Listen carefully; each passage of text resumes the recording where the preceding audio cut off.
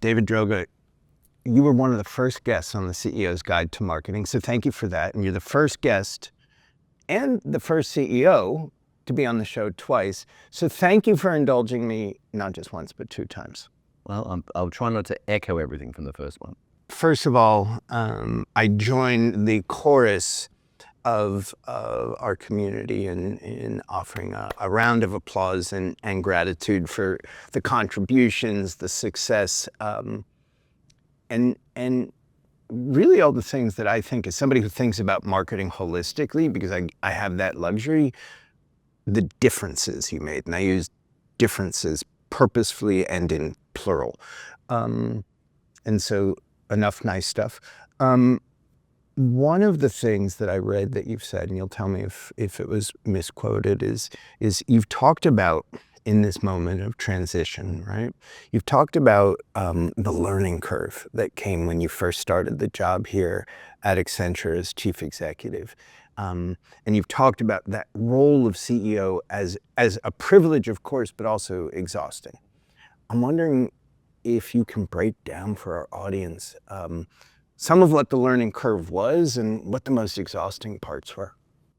Well, there's a lot to unpack in that one, but we'll start by saying, it was a privilege, and it is always a privilege, to be given any responsibility of scale, or even small scale, where you are influencing the direction and the potentials of a company. And by company, I mean people and clients. I take that very seriously and personally. And with that comes that sort of pressure and all that. But I did take the job as well. I think I said it when I took it. And I'm very appreciative of the successes I'd had until that point. I was excited to be excited and intimidated again, because, for the successes of Droga 5, and I was very comfortable in my skin. Do you think if we had met earlier, it would have been Droga 2, just you and me? Well, it's named after a laundry tag on my mother's, and I was the 5th son. Probably not. Okay. That's it. But unless I find out somehow that you're an adopted member of my family, or an unknown. By the way, I am petitioning to be. There you go. Well, just come after me, Okay. so then I don't have to change my ranking, because I don't want to have to suddenly migrate to 6. But I was, as I said, I hadn't been intimidated for 20 years. Doesn't mean I wasn't, everything's easy, or it was just came to me and all that sort of stuff. I mean, there were things that really mattered. There's lots of pressure, but just put myself into a space that I thought I needed to learn again brings a lot of what my belief system is and values to that, but also put myself in a huge canvas with exceptionally bright people that touches so many different industries than what I had. That was also a lot of pressure. And I think the exhausting part is the opportunity is so vast, which is another reason I took it, to not live up to the opportunity and move at the pace that the rest of my career had always moved at a very fast pace. And I was very fortunate for that, and it took me around the world, and that part of my behavior I didn't want to lose. I see what the opportunity was, realize, that's going to take great people, vision, strategy, clarity, but the scale is so much bigger. Could I move at the same pace for us to get there? And what'd you find? I found you can't. Well, in some levels you can move at that pace. About the first year, it's about collecting and protecting the best people. And can I protect the great people we have in, or can I collect some excellence from outside? But the difference was that how large we are. The assumptions that everybody understands what we're doing and where we're going is on board at the same time. That doesn't happen. That was not possible to happen at that scale. So I really had to make sure that it seeps down. And also, again, Interactive, which we had turned into Song, is but one part of broader Accenture. So we are a sibling in this family. We couldn't be it didn't stop or start at me. We're a contributing member of Accenture, and a bigger one now than it's ever been. But also we relied on them. We were very fortunate to be on their shoulders as well. Yeah. So as I said, there was sort of the understanding that, yes, I'm the CEO, but I'm one of 4 CEOs of the service group. Again, you know what I mean? So that was new for me. And also because I was also included on the broader leadership team of Julia's team, Exco. I'm expected to, and I wanted to contribute about the broader company strategy. Well, it wasn't just my day-to-day wasn't just Song. So there's a lot there. There's so much to unpack. And, joking wise, I'd always describe it as people would say, tell us about your day an average day. And I always said, well, you could divide it into thirds. A third, I have no idea what everyone's talking about. A third, I'm trying to, I know what they're talking about, but I'm unhappy that we're talking about it. Yeah. And a third, I'm ecstatic we're talking about it. You know what I mean? The first third, I just had to work out which bucket that fell in. The stuff that I thought was we could do better and we should, streamline and get rid of. You know what I mean? Or does it fall in that this is incredible, inspiring, and the opportunities that are in front of us and the skill sets and capabilities? Never seen that before. Yeah. I want to come back to that in a little bit, but you said something a moment ago that I think is really worth like unpacking a little bit. You talked about the sheer scale made it hard to ensure that everybody was on the same page, that everybody knew how what they did contributed to. What'd you learn about how to instill more, even if it remains imperfect, how to instill more of that, how to ensure more people understand their role and contribution to the whole? There's many parts to that. Clarity is obviously one of the most important things, and a mission that's believable and transferable, but also a mission and a structure that allows people to see how they fit into it or see how they can contribute from whatever position they are in. Whether you're an analyst or you're a very senior MD, whether you speak Russian or you speak Portuguese or you speak English or whatever, like they could see that the direction of travel is of interest to them personally in their careers. They can translate that what I'm saying, or my leadership team is saying. So when they're sitting opposite their clients or when they're sitting opposite their teams, that translates as well and makes sense. It's not fortune cookies or just, word salads. Yeah. But the main thing that unites people beyond everything, beyond the hardships, beyond the competition, beyond as I said, the headwinds and is it a believable mission?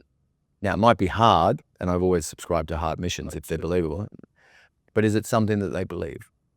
And if they believe it, then they want to be part of it. And also, do the leaders that we put in place, are they up for it as much as everyone else? Are their expectations? And I've always thought that, and that's one thing that even when I was just running my own company, I was such a big believer that you don't want to just have your stars over here and everyone else is in the salt mine over here. Everybody at every stage. Doesn't mean that there aren't really hard, difficult things to be done. But at any stage, everyone should feel that they can contribute at some point of view. Now, you still get judged on the merit in your output and all those sort of things, but everyone should feel they have a chance to contribute. So as I said, at that level, and also it wasn't just status quo that I stepped into. Again, with a lot of great people and with the blessing of Julie and the Exco as well, they allowed me to change the name was the easy part, change the entire operating model. Well, you think about in the beginning when I stepped in, we had 9 different silos. Again, I don't want to make it sound like I inherited something bad. It was fantastic momentum, some great people, but it was designed for a different era and not the speed that we had to move at and what our clients are demanding, and also with what's going on in the world with AI and technology. So they had 9 different capabilities that on paper made sense but didn't integrate. So I streamlined that down to 4. Had to work out how to embed creativity throughout that at a broader level, how to make it, to make sure that data and AI are genuinely infused in that, because we have to lead in that, and we thankfully. And then there was 40 different acquisitions that I had to try and sift through and work out what place they have, and from a leadership perspective to a capability perspective. So we had to do that. And I sort of probably rotated, I'm not saying this is always the way, but in my leadership team, my op model, probably 85% of the leaders new. And that doesn't mean new just from outside. There was some exceptional talent that I brought in, or that I brought up from Interactive, or stole from other parts of Accenture. And Diddy's a great example, had fantastic meetings with her, and I thought she should be a part of Song. So I sort of put experts in more than generalists, And What's that say about your philosophy? Are you a believer in more specialization than generalization? I think it depends on what the role is, but I think if you're going to be world-class and leading in design, then someone has to be someone who is a product design person. If you are going to be world-class and leading in data or AI, you have to have someone that understands it. Now, around me, I still had some fabulous and fantastic generalists and operators. Need that, 100%. But to lead practices and people with skill sets and that that's a difference maker for us, I'll always pick someone who is a product person or skilled in that discipline.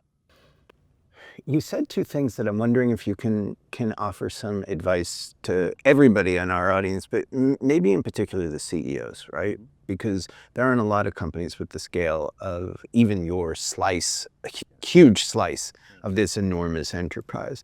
But when you talked about kind of going from, I think it was 9 silos to 4 integrated areas of operation. One of my observations over the last few years is that org design is nothing gets more in the way of growth and value creation than org design. Sure. Right? What tips do you have on how to think about how to ensure integration, which kind of ties back to everybody knowing what the fuck they're doing and being on the same page, but from a systems perspective? Okay, I designed around what makes sense to the client and what we offer, not to what makes sense internally first. My job isn't to placate and make people feel comfortable, because it was, how do we show up and operate in the real world? And if we're going to be the world's leader in, customer, what are our clients buying? What do they need from us? Design our 4 practices around the entire journey of the customer. That's it. It's simple, and N of 1, it's right. What gets in the way of simplicity? Because there's so much, again, as an observer, across enterprise, there's so much unnecessary complexity. There is unnecessary complexity because it's almost like a tax of growth. Sometimes things just get bigger and bigger, and it's harder to unwind this, and muscle memory is a very, very, very, very big barrier in organizations. Yeah. People have the fondness for muscle memory, thinking it's nostalgic and all that sort of stuff. It's the status quo. Yeah, but it's like, well, this is what we've done in the past. Fine, if the world hasn't changed in 50 years, you don't need to change. You just need to do a better job of the current existing, template. But the world is changing every day. Every single client that's coming to us is wide-eyed, nervous, and excited about the changes that they're facing and the speed at which the world. I'm guessing some of them are not wide-eyed. I think some. Well, the wide-eyed may be terror, Yeah. or it may be enthusiastic. So we can't be the world's leaders in helping our clients navigate the future if we don't understand the future. If we can't be honest with us, there's, as Nick says, which is a great thing in our principles, Nick Law, first, before you offer advice to other people about how to design themselves, first redesign yourself. And also part of it was, so I didn't want to change things for the sake of it. As I said, I didn't come in thinking, hanging the banner under new management. I looked at it we can do things that no one else can do. Our clients' business models have changed, or the barriers that they've got and the opportunities have changed. The whole media landscape's going away. The AI is, it's changing everything as well. Like, we've got to show up in a way, and it was like inheriting a spectacular hand that I just had to put in the right order. Mm-hmm. And that, because as I said, the capabilities, which is again going back to why did I sell to Accenture in the first place? The way they carry themselves in the boardroom, their influence in the boardroom, their capabilities and real understanding of technology. And you're talking about the client's boardroom there, right? Or yeah. Yes. Yeah. Because now they've always been much more about being the world leaders in the back office, behind the firewall. And Song customer, we were all about the front of the firewall, and particularly AI, right? If anything, it's the technology that is all about front office, all about in the customer's hands. I've read a bit about why you chose Accenture, and I'm kind of wondering, I never even thought about it till this moment. What did Julie see that had her interested in acquiring you? I can't speak for her, but from conversations we'd had, Interactive had great momentum. They saw that we're a very well-run business that had influence as a creative business. And I think she saw that writing on the wall that a lot of clients were asking for, one of the pieces of the jigsaw that they didn't have, as I said, because they had all these other components. So that they had most chairs around the C-suite, but they didn't really have, this what's now Song type of CMOs and chief growth officers and all those sort of ones, and now that's CEOs as well. And I think she thought that we were a crown jewel in that world of marketing and advertising. And it's funny. I mean, one thing that's for all the things that were said about Droga 5 in the press and all the awards and all the accolades that we've had, one of the things that actually, and there's no celebration for this, but mattered and made me proudest, was when they did due diligence on Droga 5.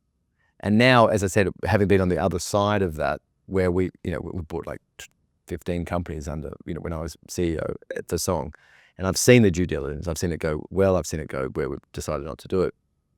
The reports, it's so thorough. And I remember being told by the people who run all the V&A that Droga 5 is one of the best run companies I've ever seen, from a profitability, zero debt, retention, all that. Like, that made me as a schmucky creative go, with the helps of great other people. But a very handsome one. But no, that made me like, it was a little bit in my head. I was like, in your face, of course, of course we're run well as well. We weren't just a celebrated creative place. We had great margins, great retention, all that. That made me really happy as well, which I think for her, because sometimes I play the card a little bit I have in the past where, sometimes when we stand up in front of general manager, the GMC or the Exco, I'm always like, well, I'm the creative. And she'd always go, you can't play that card. Even though you are the creative, you're creative through and through. She's like, you also understand business. You know what I mean? Which I do, only because I figured what she doesn't know is I only understood business because I had to, because I wanted to protect creative. Yeah. The reason for it. So I want to talk about creative and creativity. I can't believe it's taken us this long to get there. But what she was saying to you is really interesting to me, because a few years ago, a very storied, legendary marketer, who I'm going to keep anonymous, gave a speech in Cannes that was titled "Creativity in Service of Growth," and I kind of wondered, what the fuck else is it in service of? Like, at least here, right? And I'm wondering if you think that kind of the creatives in our broad ecosystem really understand that creativity is in service of the business in which your clients operate, in which one's clients operate. I don't want to just make it about you. And then I want to talk a bit about where you see the creative landscape in its current state and maybe its future state. And I got some questions. Well, there's so many in that. Again, there's a lot to unpack in that one as well. I mean, I'll just put a pin in the Julie thing. What she also did say, which was, again, the thing that made me think, oh, she gets it. Not about me specifically, but it was about that she wanted someone like me. When she said, we need someone who is, I don't just need another great operator. Yeah. I need someone who has vision and ambition. Do you know what I mean? And that's why I think that segues into the creative thing. Like, a lot of creative people have a lot of ambition, a lot of humanity, a lot of unreasonable belief in getting things done. But at the same time, the flip of that coin to your other question is, do you think most creatives understands that it's tethered to business and growth? No, I don't. And that's not that they're not capable of it. Yeah. I don't think they've ever asked to think about that. And that's I think that's the structure of what the industry has asked of them, and how they just celebrate it. Most aren't celebrated to be creative leaders. I mean, to be business leaders. Yeah. And most of them weren't given the opportunity. And that was, I've always said this, when I took this role, no matter how hard it was, I also didn't want to screw it up, because I didn't want to be this creative poster child of, he was given the biggest opportunity as a creative, and he proved all the naysayers wrong that a creative can't run a business. Yeah. You know what I mean? Yeah. And I think that the best creative leaders out there, not every creative person, some of them should be kept in rooms just drawing and ideating, but a lot of creative leaders are big thinkers, expansive thinkers, given the opportunity to be business thinkers and to explain, to understand that it's about growth, it's about relevance, it's about accountability, all these incredible things. I think they're fantastic. I think it's the era where the more creative should be these leaders. I don't think we need operational. That's important in this climate. That's not going to be the difference. So talk about this climate. What's going to be the difference? Okay, again, because we're moving it. We're zigzagging. It's not a linear straight line. I think a lot of industries and corporations have banked on certainty of certain stuff, forecast and certainty, and if we've seen anything, the disruption of what's happening with AI and politics and everything, right? Everything is nothing. The certainty is a pipe dream. Yeah, certainty doesn't exist. Yeah, and I think that one thing that I think is very good about creative thinkers is they're able to pivot, iterate, improvise, change. They're used to sort of actually, fractured thinking more than linear thinking. I think that's why creative leaders are really necessary. Now, there needs to be this responsibility in the girth of, as I said, of understanding business and operations around that, but you can always bring that in. You've also got to be able to think around problems. Yeah. You've also got to, as I said, improvise to that point, or pivot, or have a belief in lateral leaps and ways to do things, because everything is up for grabs now. And particularly, even this is a segue into AI. AI is eviscerating and taking over most tasks, and most jobs will disappear, right? Will you stick a pin in that? Because I want to we'll come back. spend some time on that, but I want to ask you a really tactical question Sure. first that I think will lead. Yep. So I think it was Ad Age did a great piece. I think he basically wrote it, 37 pieces of work that you loved over your 37 years. It was okay. It was an okay portfolio. Thank you. Sorry. Yeah. I was actually annoyed it wasn't 50. I mean, I haven't been in it 50 years, but I was like, anyway, go on. I did, one was print. Of the 37 pieces you chose, one was a print and out-of-home execution. So I took the average runtime of the 36 pieces that were left, and it was 2 minutes, basically 2.5 minutes. Average runtime for those 36 pieces, a few of which were quite a bit longer. Yeah. And I'm wondering what it says about the time it takes to tell a story that you love, and the time it takes to sell a story to human beings that really lands, and what you think the implications of the AI world are on the time we have to tell stories. Well, there's no question in all facets of life that our attention span has shrunk.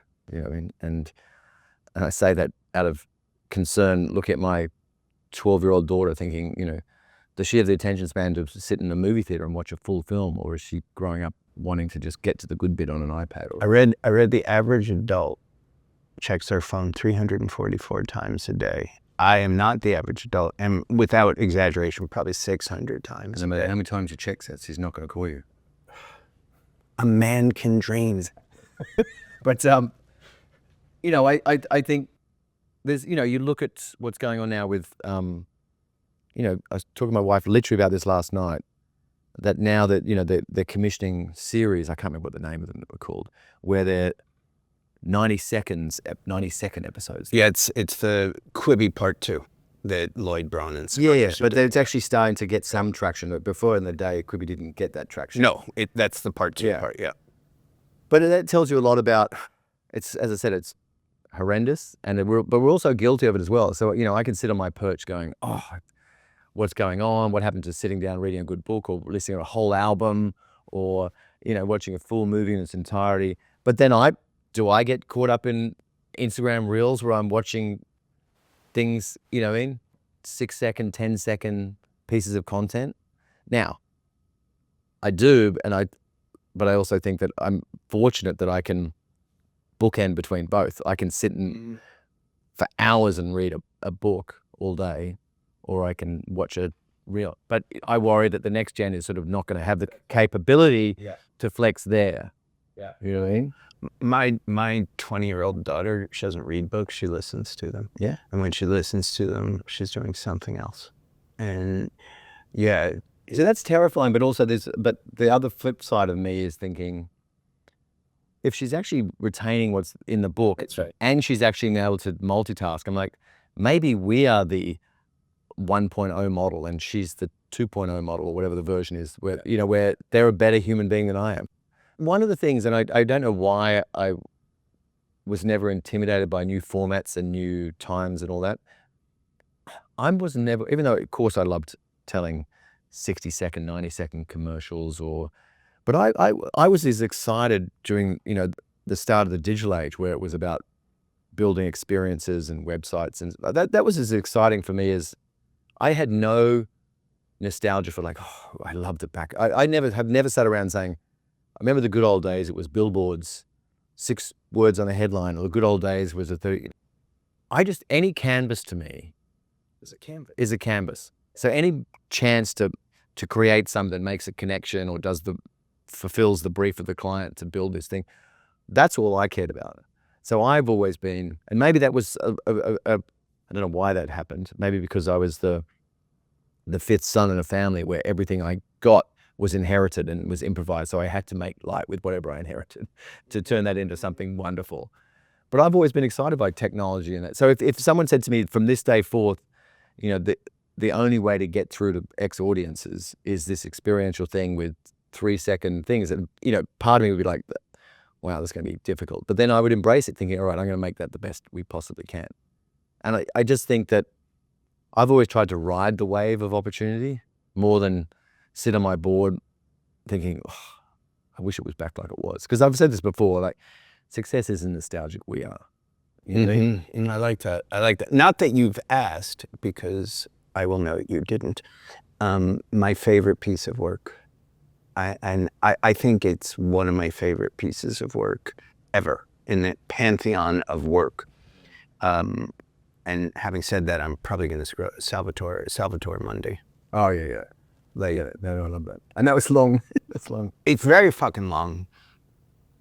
And I'm going to drop a link to it in the show notes. It's just, to me, first of all, it's stunning. Second of all, if you don't cry or tear up, you should go see someone. But what I love so much about it, to me, it's the epitome of what we try and do, which is to make people feel something. And you made people feel something by showing people feeling something. Yeah. You never showed. Did you show the work? We never showed the work. It was all close-ups. That one woman, the first woman. Oh my God. But the thing is, for me, like, I love that piece very much because I love art. So it was a love letter to art as much as it was to, and also we were improvising in the sense that the potential of the painting that ended up selling was never going to be as great as the thing. And also, as I said, it was, I mean, the cleverness of what we did was to give it the title, The Last Da Vinci. So that sort of gave the scarcity thing. But I've said from day one, from when I was 18 in this industry to now, I'm, all bullshit aside, I'm a very, very emotional person. And things that I've been involved in, or whether I created myself or I approved or pushed it, it's trying to unearth and capture the emotional connection between this opportunity and this consumer and connect them, and, you know, they find truth in that connection. And sometimes it can be irreverence and absurdity, and sometimes it can be beautiful. And that one, there's nothing more beautiful than real life. And that was a great example. Like, they were all real people, all real emotions. You know what I mean? That was just one of the, and that obviously juxtaposed with that great track. So, you know, you try and amplify that thing, but we don't try and get in the way of it. I've never tried to get in the way of it. But I'm glad you like that, because that's one of those under the radar ones that, but I love it. I do love it. I remember seeing it when it was for the auction. I mean, I saw it in situ. Yeah. Perfect segue to now pull the pin out of AI, Yeah, and talk about how you think it might, you know, asking you to crystal ball, change creativity, storytelling, narrative? Will it make brands more or less important? What happens to emotional connection in a world where bots are marketing to bots?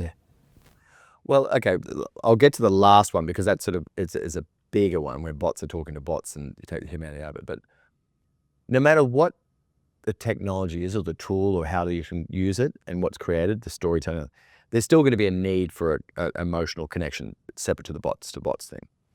And I think that AI already is, to be completely disruptive, which is what it already is, AI just has to be better than average. And it already is better than average, okay? As far as creating images, design, websites, writing scripts, it's better than average. So it's already taken that out of, and if I haven't said this to you before, one of my things I've said, which I believe is, everyone that's up in arms that it's going to replace the copywriters and the filmmakers and all that sort of stuff. I'm like, it's not going to replace everybody. It's going to replace that average middle, right? And because the averageness of architecture, advertising, music, journalism, pick a thing, it's written by something far more pervasive than artificial intelligence. Written by research and compromise, right? That's what. So it's not like we need to protect the average shit that's out there. Now, The contrary. yeah. But then what we have to do is understand that what we do, where humanity is the very best of us and people, is how we take these tools that are unlike anything that's ever happened before, because they're not blunt tools. As I said, they can think and they can create and they can, reference and all that sort of stuff. But how we use them and everyone's averages are going to come up to much, much better. So the baseline, there'll be no such thing as just terrible anymore, because everything base will be raised to best practices. But once every best practice is good, then everything becomes bland again. So it's like it moves up. It's like Tetris. Do you know what I mean? It gets like that and it goes down like that. So the base is going to get, and then what people do with these tools is going to, because yes, you can make the F1 movie for probably cost $300 million. You can probably make that for $50 million now. You know what I mean? Or you can, but how the filmmakers and how the creators, what they do with it, because AI is basically designed to avoid error, isn't it? That's what it is. It's designed to, they don't want bugs in it. They want everything to be perfect. It's intended to. It's I don't know that it's intended- yet designed. Yeah, but it's intended. But the worst thing that can happen in an AI algorithm or whatever code is that there's errors and inconsistencies for obvious reasons. We don't want that, right? We don't want rogue. But almost every great leap in innovation, creative music is embracing error, isn't it? Isn't that sort of personal context, misinterpretation, reinterpretation? These are sort of the pillars and the icebreakers of great storytelling, great writers, great poets, great musicians, great architects. You know what I mean? So you remind me of a conversation I was having. I was head of strategy. I was talking to our chief creative officer when I was at Endeavor. Yeah. When you and I were colleagues once removed. Yes. I said, "Oh, I'm sorry, I missed it." He said something, I answered, and then I realized, I misinterpreted what he said. He's like, no, keep going, because the misinterpretation may get us to the right answer. In a machine world, right? Like, I've been in the machine world for a long time, but like, I'm almost wondering, you talked earlier about embedding creativity. How do you embed, can you systematize misinterpretation, which is really... Well, people will try and do that, of course, because people are like, oh, I get it. What you're saying is we should throw in a curveball every blah, blah, blah, and there'll be that, and maybe that'll be one thing that does happen. People will be like, I always joke, this is a weird reference to make. I always had this running joke that, all those dating sites like Match.com, I don't even know if they're still around or whatever, those dating sites, they're all just, I assume, never been on one, honestly, but it's like, Sure, David.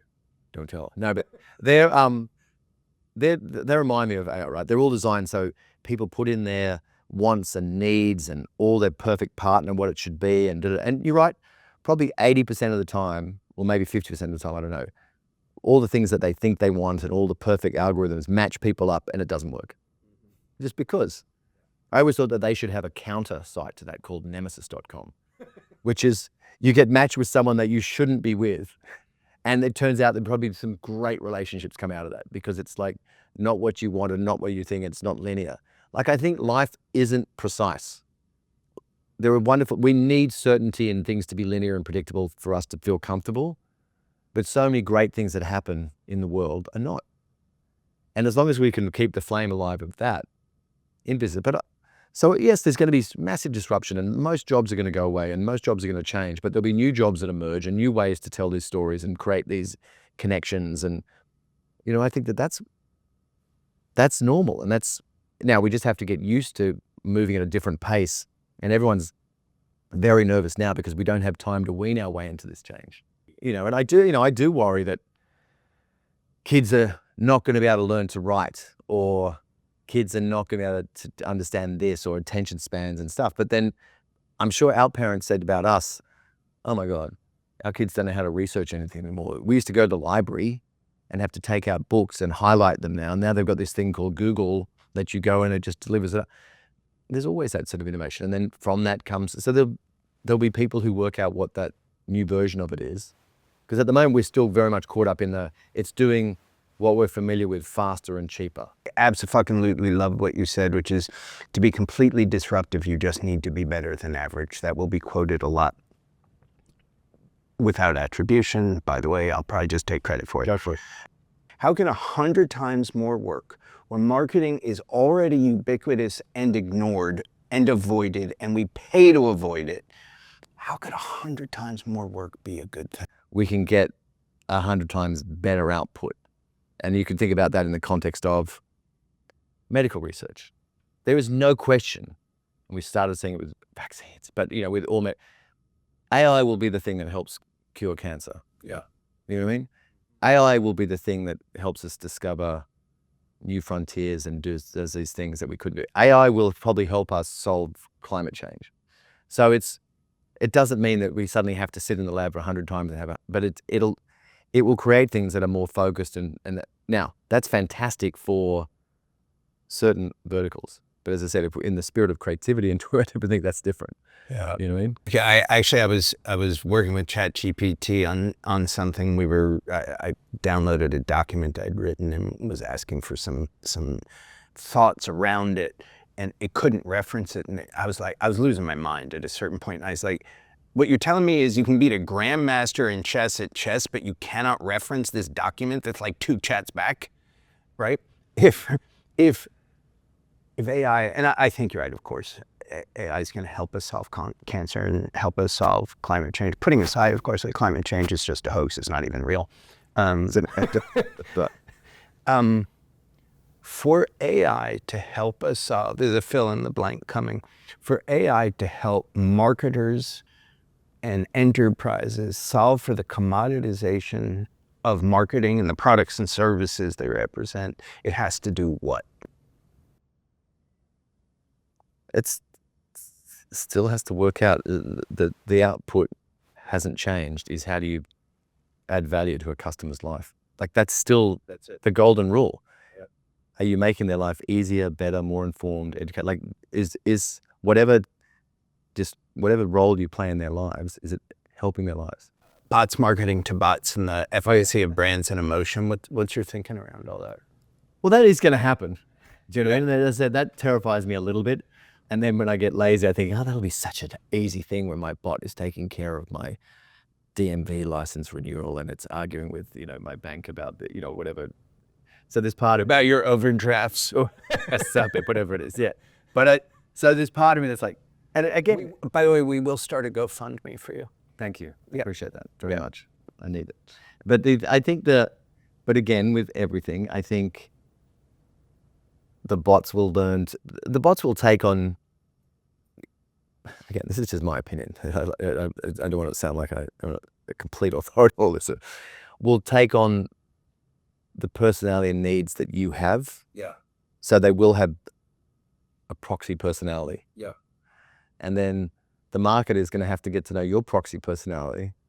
You know what I mean? Because not everything's going to be, this bot's going to be like, I want this at $25 and I want this done at this speed. There's going to be emotional decisions in that bot as well.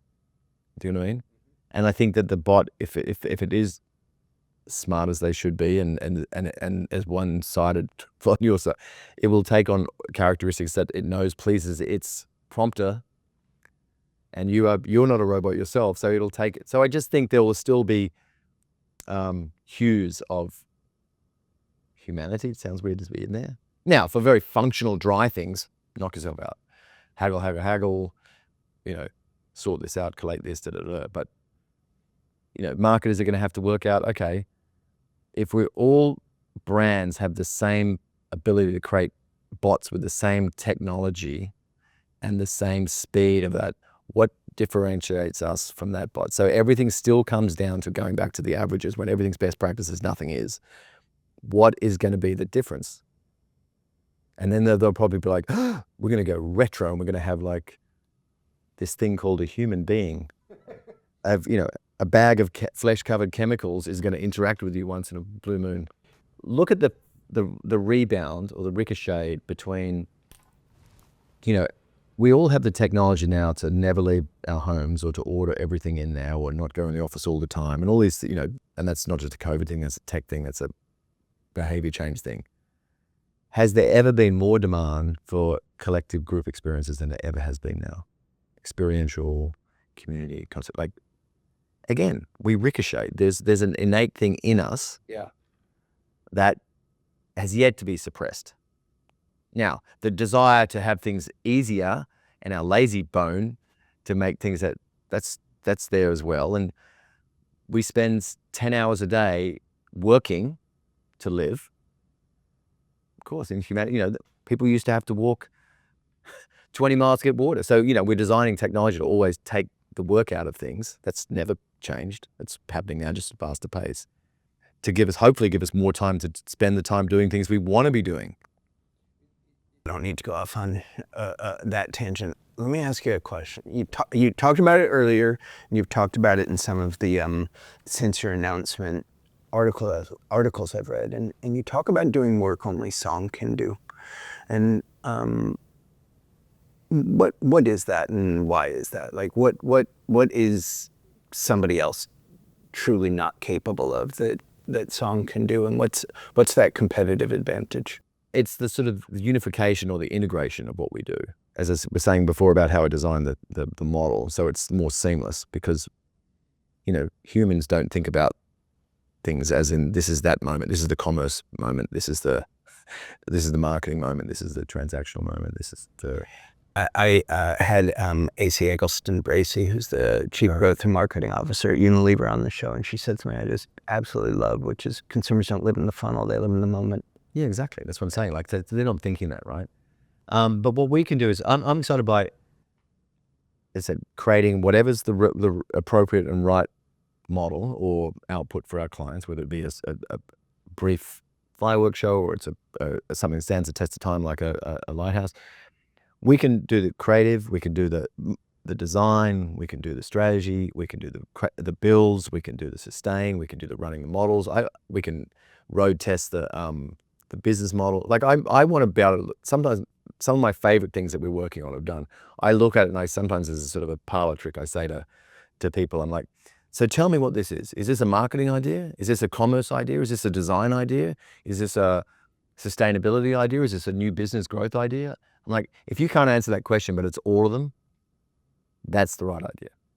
Not every client needs that, but there are times that's one of the things that I'm... So I would have answered that, putting aside the question is about an idea that I don't have. I would have said the answer to that question always has to be it's a commercial idea, which makes it a business idea, right? And that everything else then is, okay, what is in service of commerce? Yeah, no, I agree. As I said, so I don't try and break it down into those labels. Right. Do you know what I mean? Right. It's answering the challenge. Yeah. And it delivers it on behalf of the client and the customer. And I think that's great. Now, with the levers we have are all those different things and more. Do you think AI and the continued evolution of it will mitigate some of those competitive advantages? I think it'll help us do all of that. But going back to the point, I think there's still going to have to be people making decisions. That's maybe not as many people that elevate that and road test that and understand whether it's right and relevant and all those attributes. I was listening to Lenny Rachitsky's podcast a few weeks ago, and I can't remember the name of the guest, which is a shame because it's the guest I'm going to quote, who kind of queried whether or not every job was going to become a prompt job, and by reference, he said, does the CEO's job become some version of a prompt that's like, here's the business we're in, optimize for shareholder value, stakeholder value, a margin of X, and, Employee is now. Every CEO is a prompter.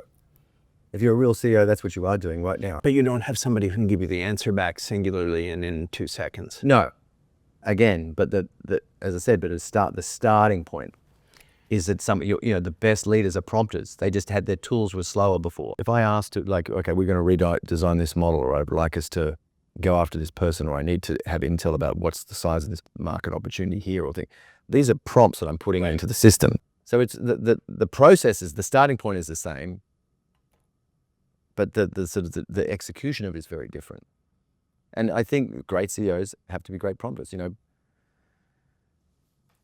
Isn't that the way? When you're creating anything, it's your starting point, your intention, and your clarity of objective and intention. Yeah, right. Which is your mission, your objectives, your ambition, your lateralness, your tenacity and outrageousness, and whatever. They're all those starting points. You know what I mean? You're well on the record of saying, the industry is under a lot of pressure, right? I think we can all agree to that. I think the agency model is broken. Let me just be more specific. What, Not the talent that resides within it, but the model is broken. What if you could offer a from this broken model to what will better serve clients? A much more holistic point of view, where you're not trying to sell something that's already stocked up in the cupboard. You're selling solutions. You're not selling just capabilities. You know what I mean? And if you're really agnostic to that, then, as I said, it's not based on, we'll just say and do whatever you want in pursuit of your media dollars. Right. And we'll give away this bit for that bit. And most of the holding companies, that's what they've done. They've gutted out the industry. The essence of any, particularly in the business I've come through, is the ideas and the skill sets, and the thinking and the idea people, the solutions, and that's been given away in pursuit of media. Yeah. And also now clients don't value that part of it because they've been given it. So they're part and parcel of why we see so little differentiation, so much average work. I mean, it's the most when media. By the way, let's be honest. The media industry as it is now is going to be away. It'll disappear. Okay, there'll be some wonderful, very smart company will create an algorithm that's much more transparent, much more effective, gives much more control to the clients. Yep. And they'll be like, why am I paying X here? Put it in a black box. Don't really know the outcomes. You know what I mean? Why would you do that? Well, actually, what's your answer to that question? Because a lot of these people are doing that. Why are they doing it? Because they haven't got it's a relationship built, or there's jazz hands going on, or there isn't a clear declarative version yet that's there. But the second it comes, it'll be seismic. It won't be gradual. It'll just be like a record scratcher. Yeah. It can't come soon enough from my perspective. And I don't say that with glee, wishing for the demise of the media companies and the whole. Of course, at all. It's not at all reality. I'm just saying, but what the biggest issue that faces is a CEO, I'll say this is one thing, which is all businesses in any industry, is the toggling between quarterly earnings and the future state of growth and where you're going to go. That is the biggest rub. The long and the short of it, as it were. Completely. Yeah. Earnings are crucial, and they are sort of like a temperature check of the company, and you're held hostage by that because everyone wants to hit their numbers, and everyone wants to chase growth, but be innovative. But they're almost in not opposition of each other, but sometimes some of it can be a little bit of a push and pull. Because earnings are proof of discipline and your ability to operate a company, and growth is proof of your ambition and your ability to innovate. So you can have great earnings but have no future. If you just spend your time focusing on the growth opportunities and you miss the day-to-day, then you don't get that time, because earnings are really they're the fuel for growth. So if that's one of, going back to your very first question, what's the hardest part of probably, I found being a CEO of the scale, is really managing and not being held hostage by either, but being honorable and respectful to both opportunities. Not being blinded by the quarterly and earnings, but really understand the necessity of that and being, but maybe that's, as a creative person, going back to the why more creatives always have their eye on what could be and should be and the growth thing. So I always have had one foot in, even when I was doing Droga Fiber, for whatever success we had at that time, I was always more curious and inspired by what might be next and where we could go, because you know what I mean? So that was one of the biggest challenges, I think. I think it's I think the biggest challenge facing global businesses and businesses globally. And that relentless focus on today is getting in the way of tomorrow and next week. And there's so many examples, and there's going to be more and more now, where successful companies grew into irrelevance. I'm giving a speech on it in 2 weeks on exactly that. Yeah.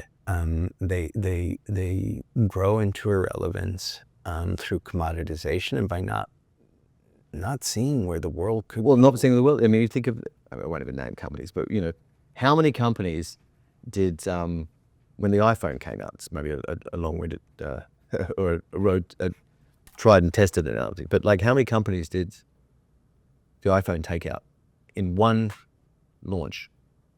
Different industries that were doing exceptionally well, and all their shareholders were probably happy. And those companies didn't think possibly that thing could do that, and just wiped out. Including Intel, when they decided not to be the chip that fueled it. And the far more lay example or pedestrian example rather that I use is like, Flickr could have been YouTube. Oh, it should have crazy. I mean, it's crazy. I mean, the good thing is Intel's going to, it make its way back. But you've got you think there was the movie camera, the film cameras, the Garmins of the world. Just all these things. You're like, what? But it's that old line about the railroad barons at the turn of the 20th century in America who thought they were in the railroad business, not the transportation business. Yeah. And you're remembering not just it's the job to be done, and what you make versus what you sell and all that. Speaking of sell, lots of pieces on your brilliant work. Any one or two pieces that you look like, I can't believe I didn't sell that. I can't believe that idea didn't come to life. It was a game changer. Gosh, there's probably so many of those. Any that I can... There's definitely some that, at the time, they would have been such proof points of just what I think we can do, and there's some I'm still pushing for. So I'm so relentless that even when something is not going to happen, I still don't believe it's not going to happen.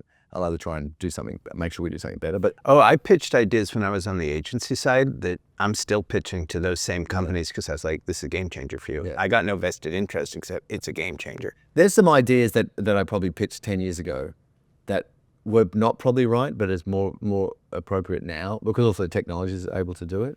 Like, I even go back to, this is crazy. Before I started Droga Fiber, in the period between being publicist, CCO, global CCO, and starting Droga Fiber, I started a startup called Honey Shed. You probably don't remember. That's actually, I do remember it because that's when I met you. You came into CAA, and we were talking about Honey Shed, and I remember it very well. Now, it failed for so many reasons, but the actual idea, which was just have people who are experts in something, sneakerheads or girls who like, different shaped butts, or selling jeans, or gamers talk about it. It was basically what influencers are today. Yes. You know what I mean? Now, it was, if I remember, it was kind of pitched as MTV meets QVC. And actually, when I look at... By the way, thanks for remembering that we met. That doesn't hurt at all. Actually, no, sorry, I was in a flow. But now it failed because we filmed content in a studio in LA. So what people can do on an iPhone now for $10, it was 30 grand. Yeah. We also had built a site that was clunky because we weren't ready, but way too soon, way too expensive execution. But the fundamental idea in my head, that's one that I've thought, if I just tried to do that 5 years later, we would be doing this interview from a 500-foot yacht in the Mediterranean now. Wouldn't have been mine, however, which really pisses me off. Yeah, that's you would have been on. Yeah, I wouldn't let you on the yacht. I would just have you in a dinghy on the side. I'm all right with that. But no, so that's one of the things. So I am getting the sense more than anything, but it was one of those things. So because the logic in that time was, people, if it's relevant to them, people won't care that they know they're being sold ads. That is everything. We don't mind being seduced, but we don't like being sold irrelevant. What's irrelevant? You waste my time with something I don't need, or you patronize me, or you treat me like an idiot, or it's not of value to me. Well, you're wasting my time. If you talk to me in a way that is relevant, compelling, necessary, timely, you got my attention. Timely is everything. And also, don't do it in a way that's patronizing. But so that's the thing. There's definitely things that but I've never been shy of trying to explore new things and try things.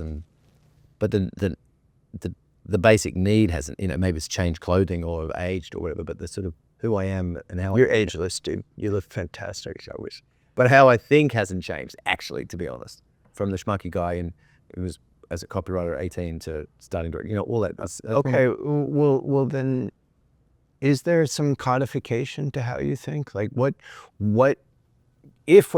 how you think hasn't changed? Like, do you have kind of, and I'm asking you to make the well-worn implicit explicit, and that's hard. But do you have like, to get from here to what matters, to get from the question to the answer, based on the way you look at the world, what are the first couple of steps? Start at the end. What I mean by that is, whatever you're creating, this is crude, think about why the person on the receiving end or people on the receiving end should give a shit about this and why they would give a shit about it. And however that manifests itself, then you can go back to that. But if you start at the end, like why and how, then you'll probably get there in a more interesting way. I've stolen a line from you that I've used repeatedly. That's the give a shit. When I was at Endeavor, you were at Endeavor, and it rebranded from WMEIMG to go back to Endeavor. You were on stage with Ari and Patrick at the time, and I don't remember if you used a Venn diagram or if I've just adapted it to one now. But you're like, it all comes down to, why am I going to give a shit about this? And I was like, it is such a simple articulation of what we're doing. Well, it actually goes back to the very first thing you asked me, is like, how I think about things, which is that care thing. That's a sweeter way of saying the give a shit thing. But as I said, it's not lost on me. Again, being in this business that I've been in my entire career, even though it's morphed and the scale has changed and the sort of the levels have increased, I've never taken for granted that we are paid to create something that is trying to connect with people or a person. And I always thought creativity and thinking and respect and all that was the greatest tools to do that. I never made any assumptions, and I always found it quite incredible. And as I said, as I've grown up and the world has opened up to me, I've only been grateful for the sort of the ways we can do it.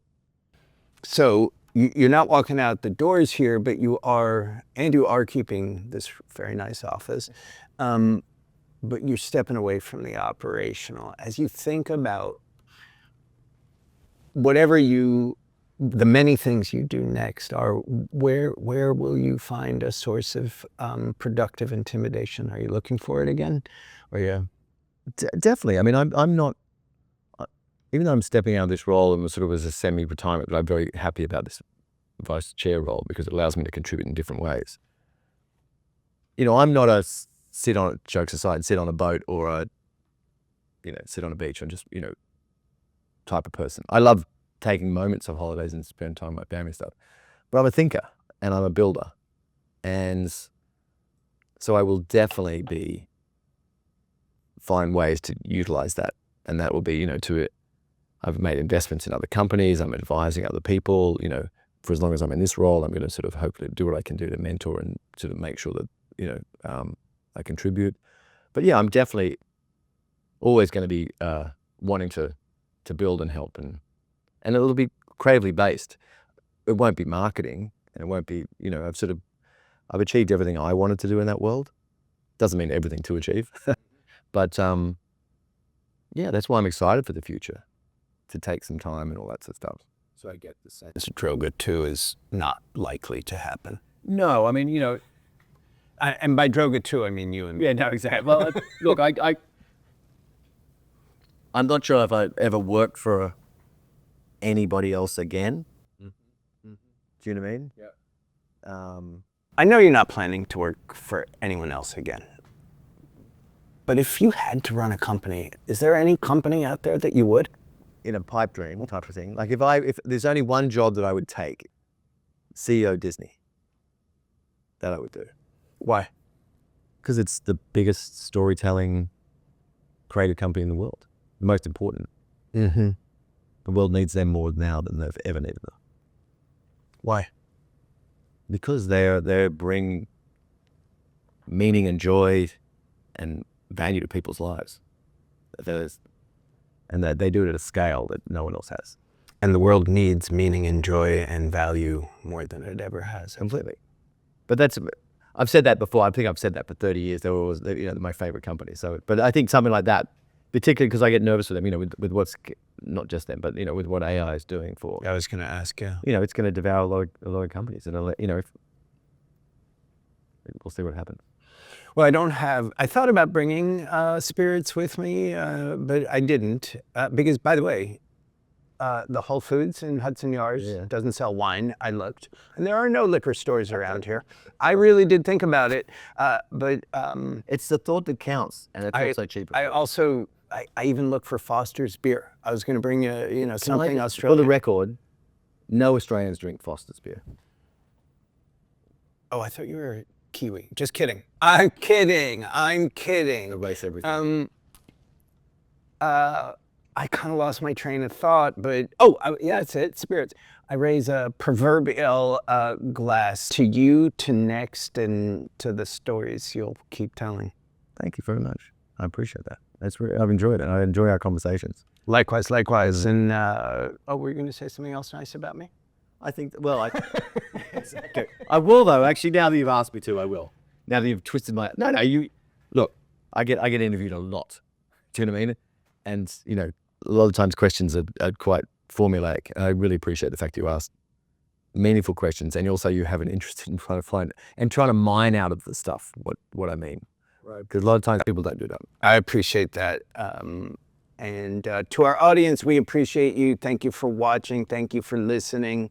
Still kind of is weird to me that people watch podcasts, but whatever, who am I to judge, that is. Give us those 5 stars, if only for David as a goodbye present. Don't forget to contribute to the GoFundMe, just kidding. And if you're inclined to leave a review, please do, because that's how people find the show. See you next time.